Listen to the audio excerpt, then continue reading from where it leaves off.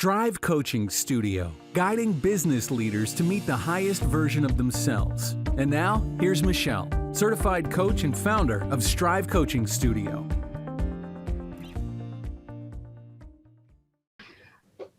I am super excited. Welcome to the Strive Coaching Studio podcast. Today, I am super excited to welcome the beautiful and wonderful Jamie Flora with Jamie Flora Coaching. I have to just tell you, so Jamie and I haven't known each other a tremendous amount of time. I feel like she and I have been best friends forever though.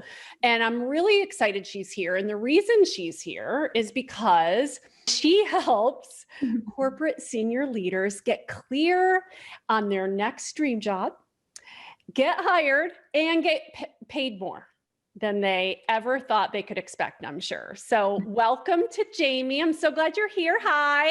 Thank you. I have chills. I like that introduction. Hey, well, I'm so excited to have you here. And I know, so just to explain, the reason that I have Jamie here is because we have spent a great amount of time talking about business and leadership and culture, careers, managing of people. And because she's a career coach, it became so clear to me, it was kind of like a yin and yang. I was in the process of preparing my hiring class at the time, and she and I were talking about it. And what became so clear is that I'm teaching leaders how to be better interviewers and get qualified candidates and attract the right talent to their teams and their cultures. And Jamie actually helps people interview better and get the dream job that they want. And I thought, oh my gosh, it's just serendipitous that we should definitely compare perspectives and share exchange, I guess, some of the ideas and the different things we coach and have learned from our clients along the way. So yeah. I was excited to have you join us. What was your initial thought when I approached you with it? Well, it's funny. I was thinking about that today, and I'm like, there definitely is this yin and yang-ness to it. And I think you put it into really good words of like helping leaders. You're helping leaders find qualified candidates. I'm helping people just be qualified candidates, right? Like, let's just make sure, like, I'm getting them aligned and making sure that they're having what I call their tuning fork moments, like that they feel fully aligned. They're at the right quote unquote vibration. They're aligned to the roles that they're applying to, so that they're not wasting anybody else's time and kind of vice versa. So it's this really neat kind of marriage or connection between the two sides of it. Absolutely. Yeah, I really love it. And you and I talked a little bit about putting this together. And I think once we sort of got talking, we thought, wow, this would be really a cool perspective to offer both sides, just because, especially if you've been a leader for a very long time, especially with the same company, sometimes you forget what it takes to, just be in the job search at all. Because it's ever changing, number one, but also just, bringing your best self every time, whether you're the leader or the candidate, is so critical, so important. Yeah. So tell me from your perspective, what are kind of the initial sort of guidelines or things you talk about? What are the challenges your clients face or that they are tackling? Well, and do we want to talk about interviewing specifically? Do we want to stay in that kind of arena? Yeah, I mean, if it's interviewing, that's great. Or even the job search itself. Like in terms of, tell me something that our leaders and the different managers who might be listening to this might be like, oh, I never really considered that, or that maybe we should step it up a little bit. Yeah. So one thing is like with recruiters, and this goes for hiring managers too, because you're interacting with your recruiter to get that role posted and get it filled. I giggled earlier when you're like, what challenges are they facing? And I wrote this in preparation for the podcast. I'm like, people are getting ghosted. It's as if we're on like dating apps and all of a sudden a recruiter swiped right and now they're like, forget about it. And they're literally ghosting candidates, and candidates are sitting there wondering, like, what did I do wrong? Is the process taking a long time? Is there somebody else that they're interested in? And so it can be really frustrating on the candidate side of things, just not to have clear or consistent communication with either the recruiter or the hiring manager. And it's even like I say recruiter, but I've even had clients with hiring managers where they had like a final interview and then just never heard back. So I don't know if this is just a shift in the culture that we're seeing because of, I'm looking at dating apps, like, is it dating apps? Like, what's causing this? You know what I mean? Right. But when I got down, like when I was preparing for our talk today, at the very bottom of everything, and so it's funny we're going here first thing, at the very bottom of everything, I think it's strong and consistent communication. So if a leader wants to rock the interview, and hiring process, it's really putting themselves in the shoes of that candidate and saying, well, what would I want? If I was interviewing, it's consistent communication, clear and consistent communication. Because even if you have bumps along the road in the interview process, that clear communication and that consistency, I feel like smooths out anything. It can Absolutely. smooth over any little bump that you come across. So again, I don't know if it could be the market right now. The market, might be there's a lot of job seekers and the recruiters might have standards. They're almost in like sales positions, right? They have certain standards that they're held to, and people, I think, that they need to connect with, a number that they might be trying to reach. And so I don't know if that like human connection is kind of getting lost because of that, because of other expectations or what, but by far and away, that's the most frustrating process, is just not to hear back. Yeah. And it's what a double-edged sword it is, because in these days, everybody is sort of short on people. Nobody has too many people in their company right now. They're all in search. They're all looking. They all need more than they probably even could possibly get.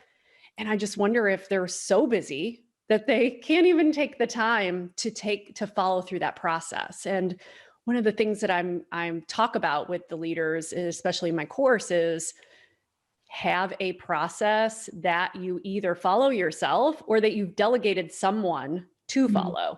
But you've got to have that process. You have to have the communication and you have to have the follow-up.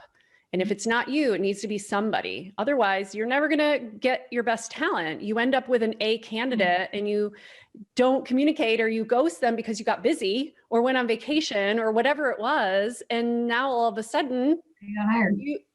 you've got a C candidate that's your best quality now. Like, you really missed out. You're not helping yourself at all. Yeah, I literally saw a recruiter post on LinkedIn recently, and they're like, well, you were sitting around waiting, deciding if you wanted to move forward or if you wanted to bring in other people. That candidate went and got hired by a company who actually has their process in place, and like not sitting around holding hands, talking about it for several months about what they want to do. They're making decisions and they're moving forward.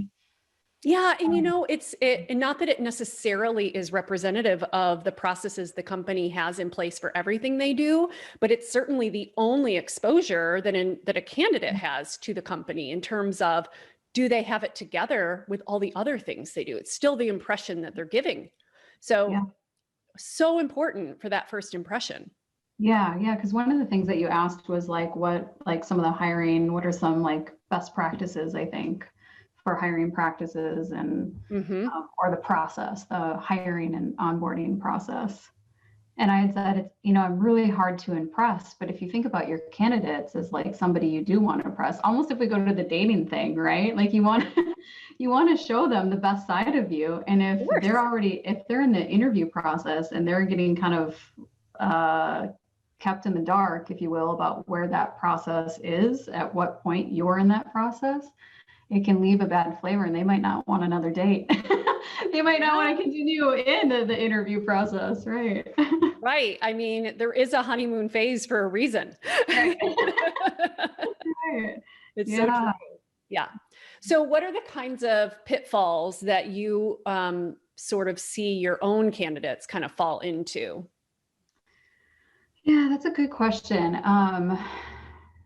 There are a lot of people, even in sales, like they might be in sales or business development their whole career, and they'll come to me and they'll say, I feel like I don't know how to sell myself.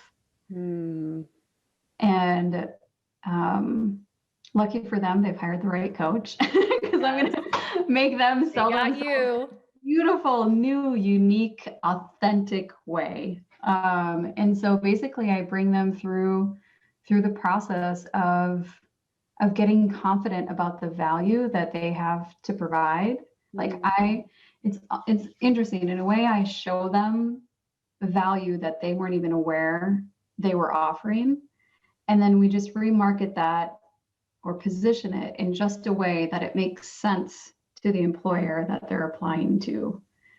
And through that process, I see this level of confidence emerge in my clients where come interview time, they're fully prepped and they have confidence behind their value. And now they can speak to it. We've really like tweaked their resume. It's kind of through the resume editing process, because I'm very collaborative, that they really start to build that confidence and start to see the value. And now it's like I have this documentation of the value that I have to offer and the results that I've created. And now I'm feeling really great about it. Now it's time to go into the market, apply and get interviewed.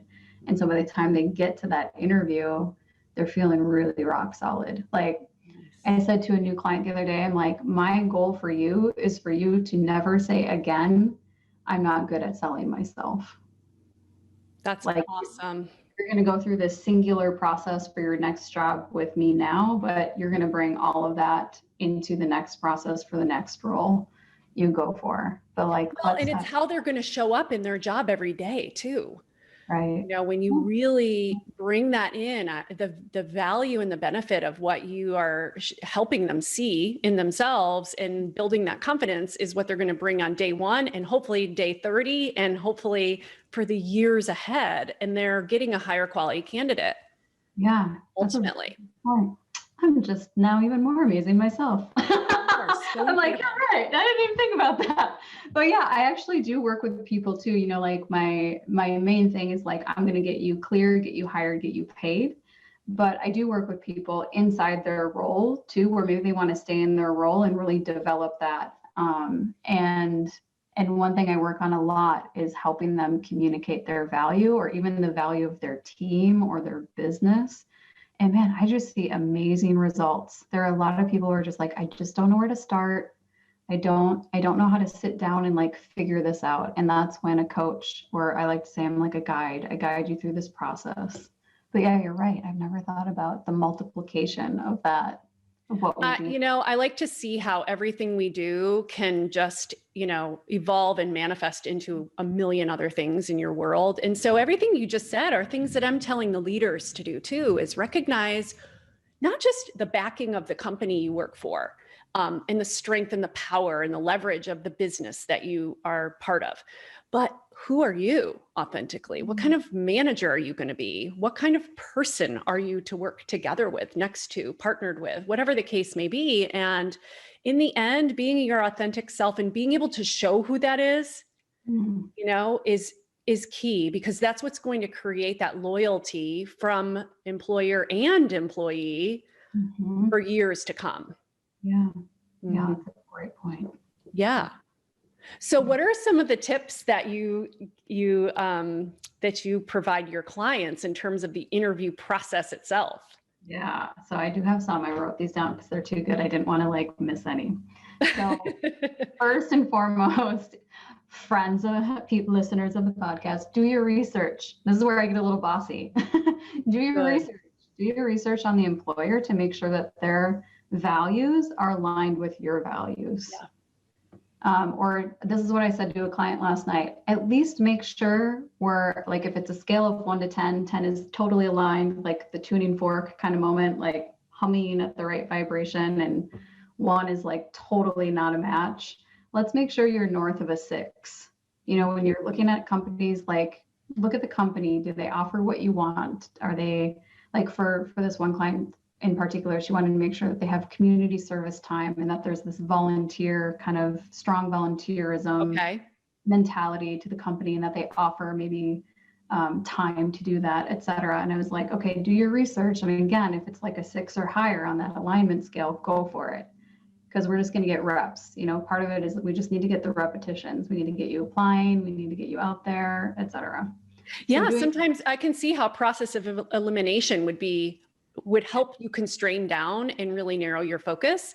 Yeah. Like, just don't even look at the 1 through 5s if they're not, you know. And so message to all of you leaders and companies out there, make sure that it's clear in your messaging and in your branding, and with your other employees, what you stand for, because other potential employees are looking to that. Yeah. Yeah, I do feel like, and I do feel like companies have almost taken on a more human element. I don't know if we would have said 50 years ago or 100 years ago, like make sure, the values of the company, maybe things were more simple, but it does seem things are more complex these days. But, when you asked about pitfalls, something else came to mind and I lost it. Something about decision making. So another thing that candidates come to me a lot is they're applying to everything. Okay. And so the idea of constraining and getting really focused is kind of scary because it's like, oh, I'm leaving opportunity on the table. Right. So I think with that whole like scale of 1 to 10 apply to 6 or above, it kind of like it can decrease the drama of like, oh, okay, it's kind of numbers, right? Versus well, and I can tell you from the leader's perspective, please do that. Yeah, exactly. Let me tell you, I have been in those shoes where you literally can get 200 resumes in your inbox in a couple of hours. Well, and you're like, honestly, right. Okay, and they've done nothing. And you were a librarian. What are we doing here? Exactly.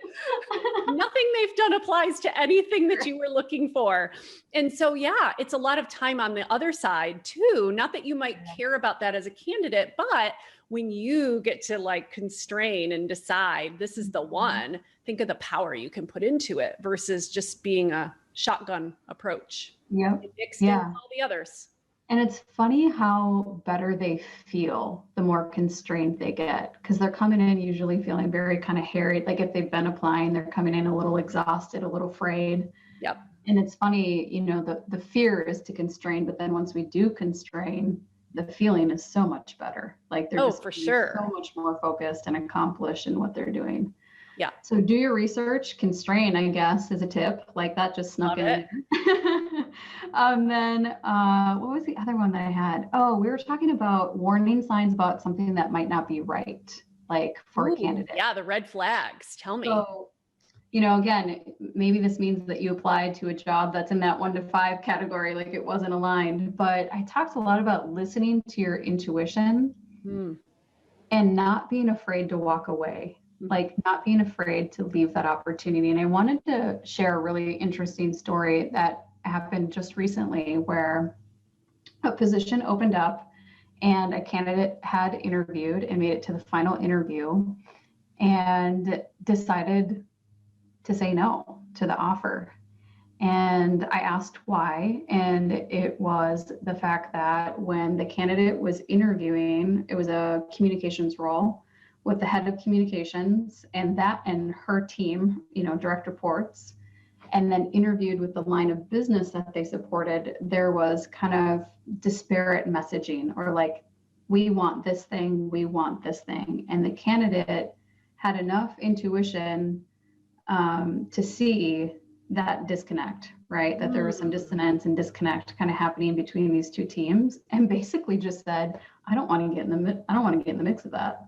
Yeah. It's an inconsistent message. Right.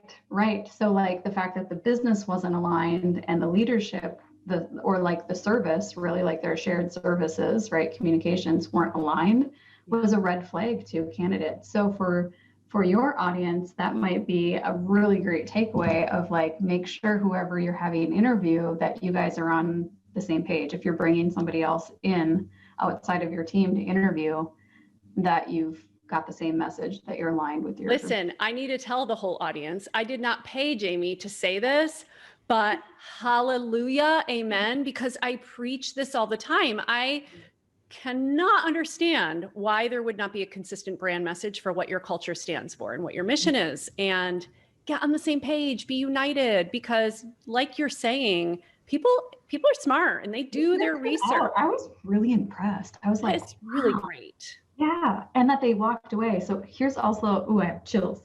So impressed with that person. Also alongside that, what also happened, okay, so there's the disconnect there. Oh, and then the feedback was from the comms team was that they weren't used to people saying no to them. Ooh. Like, Oh, They really thought they were the cat's meow. And they're yeah. like, somebody said no to us. But it just goes to show if something doesn't smell right, someone's going to pick up on it. And then Yeah. that's your indication as a leader of like, okay, maybe we need to take some action here before we keep interviewing. Well, lo and behold, this position had been open for over a month and reopened, and then the recruiters continued to hunt for it. So it's like, Interesting. clearly there's something happening internally that you're not able to get someone external to come in and go all the way through the process to the offer and accept it. Such great advice. So I like to say, this is interesting. I like to say to my clients, like if you have a great resume, you're going to get the phone screen, right? And if it's a good match, you're going to get the phone screen. But if you don't move on, if you're not getting phone screens, there's something wrong with the resume. If you get to the phone screen and you don't move on to the first round interview, maybe there's something wrong with the phone screen abilities, right? If you get to the first interview, not the second, like at what point is there a breakdown? And I think if we flip that to your leaders, I think that story I just shared might be a really good point of like, where in the point of your company, your team, your leadership, your process is a breakdown. Where are you finding yourself frustrated and angry consistently? Yeah. Actually, you just said that in your last podcast, or did your guest say that about marriages and relationships? Like, where do you find yourself consistently getting frustrated? That might be a plague to you internally in your company or in your process, that maybe something needs to be tweaked. Right. Something to look at. And, you can make your decision about what you want to do about that later. That's entirely separate, but take that feedback very seriously and be willing to look. Uncovering things is going to show you so much, and your clients and your employees and your interviewees, candidates, are going to share a lot with you if you ask. Yeah, a no can be really valuable. I think maybe might be the takeaway there. And don't let your ego get in the way, right? Like, we're talking about somebody who isn't used to saying no, but maybe the people saying no aren't your best quality talent that you could be attracting. So just worth questioning all of that and being super curious about. Yeah, I like that a lot. One thing you said that I love, and I really wanted to talk about it today, is that you tell your candidates to record the Zoom interviews. Oh, yes. Tell us about that. I love that. Okay, so I liken it to a football coach watching film of his team, or a quarterback, maybe more, let's get it more personal, a quarterback watching film of his throws and his passes and seeing maybe where he could just tweak a little bit of his technique. And so one of the valuable and very uncomfortable, probably one of the more highly uncomfortable things I can do with my clients is do a mock interview. So we're on Zoom just like we are today. And I hit the good old record button and I give them a series of, tell me about a time when ... like a client was really upset and you were past deadline. What did you do? Right. And I always like to say, I like to put them in the hot seat to see what garbage comes out of their mouth. Right. Because I'm going to take all of their like humming and hawing and whatever, and I'm going to repackage it and make it beautiful and make them feel confident about it. But so there's value in just doing that exercise, right? But then giving them that recording and saying, I know you don't want to do this, but listen to the playback or watch the playback. Watch how you're showing up. Watch your body language. What's coming out of your mouth? What did Jamie say we could retweak? Practice that. So literally, like, again, a quarterback watches tape to improve his game. This is one amazing way a candidate can improve their game. Listen, my husband makes me stand next to him with his golf swing and record them over and over. And then he stops in between every time to come and see what he did right and what he did wrong and all of it. And he hates to watch himself and he always ends up mad, but he is committed to getting it right. And the reason I love it for everybody, because that's my background is lots of like secret shopping and mystery, all of that, so that you can see your performance. And so it applies to leaders too. Don't be afraid to record a video, an interview, and then go look at yourself. How did you do? How did you show up? Yeah. Oh my gosh, I was just thinking of something. It would be really interesting even for managers to record themselves with their team meetings to see, because everything's so virtual, right? If they could Yes. do a team meeting and see how they're really showing up there. I love that. You might not be so pleasantly surprised with how we're showing up with our team, you know? You're so right. You're so right. What is, I want to make sure to give an opportunity to talk about some of the common feedback that you get about interviews, other than ghosting. Like, what are you hearing most often? What are people looking for? I don't know. Any other feedback? Yeah, through the interview process. Yeah. Ghosting is like really the biggest That's the and most biggie. frustrating thing. Yeah. I think a lot for candidates, it's not only the ghosting, but it's the waiting game of, Yep. and I think we've all, like, if you've applied to a job, you've felt that like excited, but yet you're trying to be still and be patient, like this. Every day. I still haven't heard from them. I still haven't heard. Yeah. Right. You're like on pins and needles kind of thing. Yeah. It's painful. So I'm trying to think of other pitfalls. I feel like the ghosting thing is like the biggest. The biggie. Yeah. Well, I might put you on the spot because I don't think I told you I was going to bring this up today, but I just remembered it and I love it. Is one of the points that you've talked about before is your presentation in a Zoom meeting these days, whether you're already employed or you are a candidate interviewing or you're the leader doing the interviewing, like how important these, your Zoom leadership presentation means. Yeah. So maybe that's even like you were saying, a struggle is people showing up. Like I had to sit and tell a guy recently.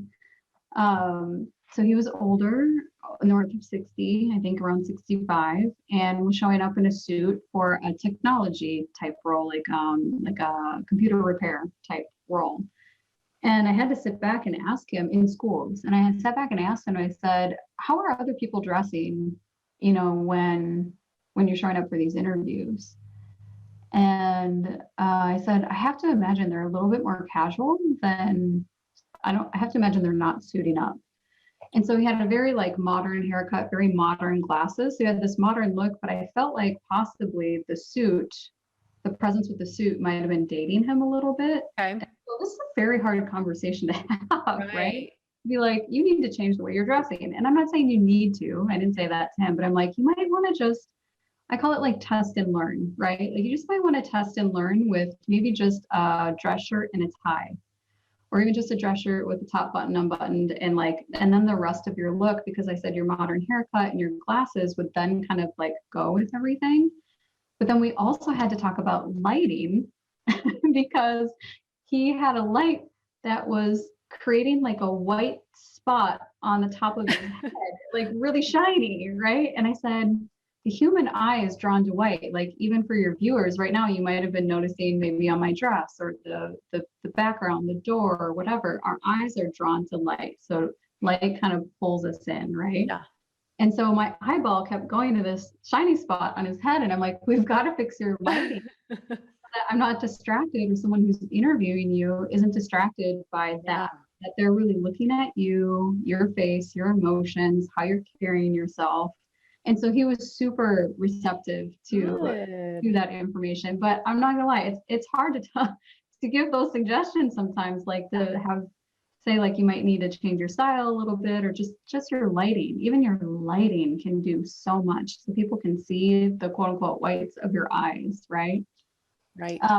The other thing that I'm really passionate about, and you probably have been seeing me do it while we're on camera, is using hand signals that are, what am I trying to say, parallel, like this is a very presidential body language thing of like using the hands and having them kind of be symmetrical, maybe is more the word that I'm using, can be a very confident presidential way to present yourself. So if you're really trying to exude that, that's a great way to use the hand motions sparingly but evenly to like to put a point across.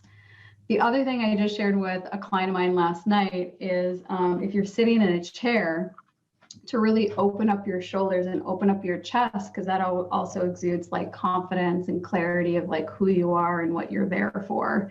And one way you can do that, I just started doing this to fix my posture. I have this little meditation mask. It's like filled with lavender scented flaxseed or I don't know, something, right? It's very nice. But I've been putting it on my back and between my shoulders and using that to actively like keep my shoulders back. So I have like good posture, essentially, right? But then I'm also exuding openness because I'm open, the shoulders are back. I'm like welcoming conversation versus kind of being hunched over, like. Yeah.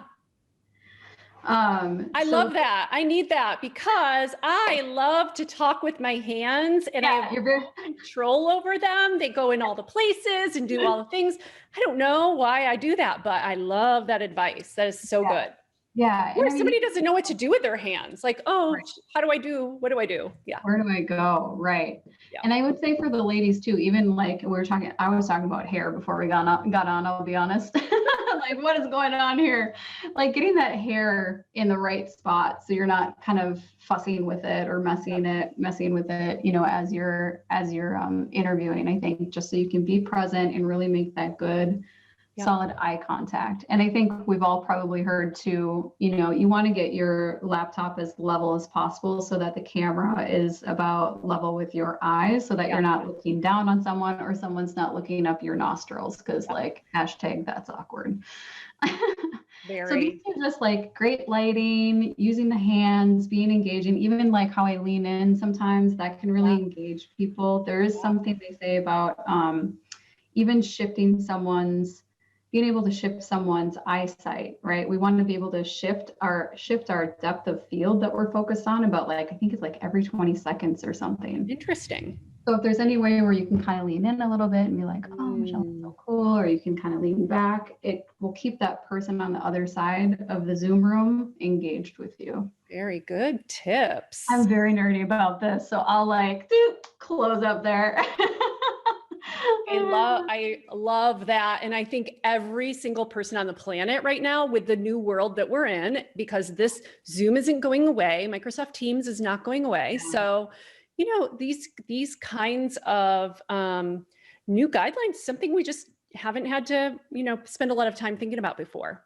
Yeah, I just think about like, how would I want to be in person with someone? I'm just going to try and recreate that as much as I can in my office and this virtual presence. Like, this is who you would get in person. If you met me in the office or met me walking down the street, like how am I looking? And, you know, the nice benefit is we can have really great lighting too. I mean, we can really do ourselves some favors, you know, with filters and lighting these days, but Or backgrounds, tropical beachy backgrounds, whatever we want. We have a lot of luxuries right now being able to do it. And we have some responsibility as well to not show up in our PJs or whatever comfy clothes we might want to come into because we're still professionals. Yeah. I love that. Any other words of wisdom you want to make sure that my audience hears from you or on behalf of your lovely clients these days?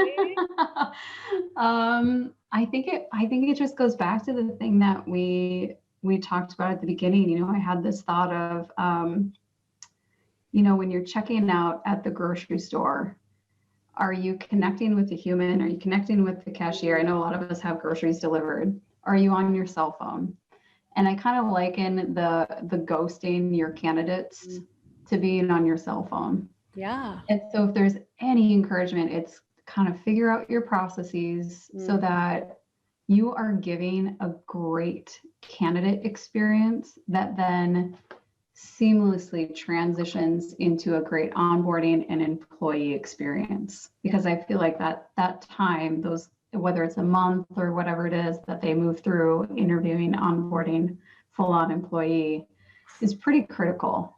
You know, that's the time where everybody's asking them about how the job is going and they're talking about your company and what you represent and how their experience has been. And so they're like a voice box, right? They're like a marketing. They might as well be a billboard on the side of the freeway. Billboard, right. I'm marketing to a billboard for you. So like, I would just encourage folks to take the time to do that. I know there's a million other things, right, that are going on and fires to put out, but I think that can be very valuable. Yeah, and I think what many companies and leaders don't recognize is, you may not even be able to measure what you may not be able to measure what you can gain by doing it, but you definitely also can't measure what you lost by not doing it. And so not getting the best candidates, not realizing how much of a billboard is going on outside of you, unbeknownst to you through social media or otherwise, all of those things are impacting you and you don't even get to know that or measure that. So why not put your best foot forward as a leader to represent your company? And you're trying to tell your clients to put their best foot forward to match up to the right company. So if everybody's just putting their best foot forward, if we all just did the right things, right? It just be amazing. Right. Sorry. There would be peace on earth. But right.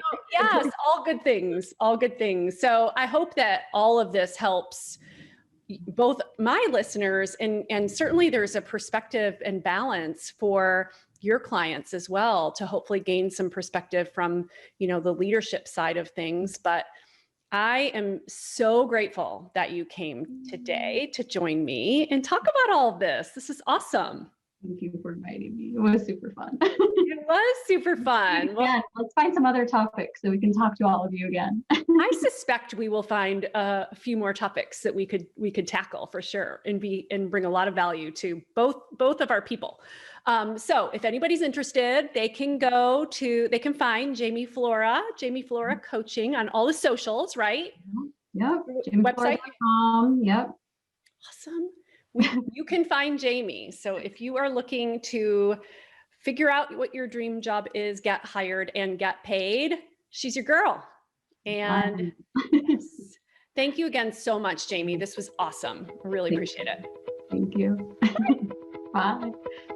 Check out our show notes in the podcast section on strivecoachingstudio.com to read these valuable tips. And thank you for listening.